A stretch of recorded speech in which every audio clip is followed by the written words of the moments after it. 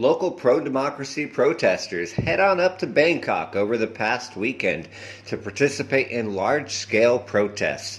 Hi everyone, I'm Adam and this is the Pattaya News. Thanks for tuning in. Today's August 17, 2021.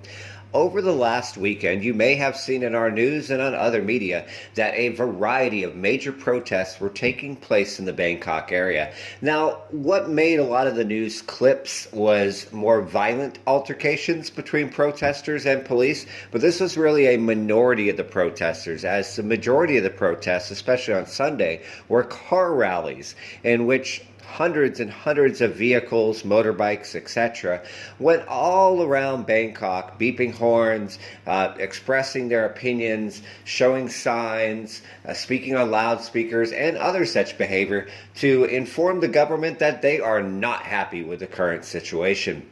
Now, there's lots of things that the protesters want, and there's lots of different groups, but the vast majority of them are calling for the Prime Minister to resign due to what they say is his mishandling of the COVID-19 situation in Thailand.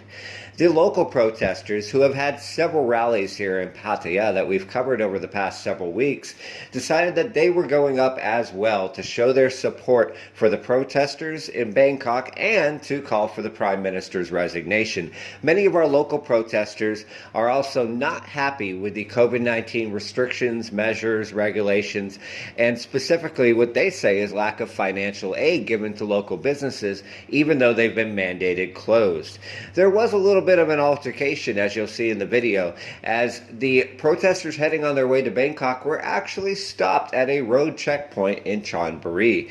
They were initially told by police that it was for essential travel only and they would not be allowed to go to Bangkok. The protesters, however, said that, hey, they understood the rules, they understood the laws, but you can either arrest all of us or let us go express our opinion in Bangkok.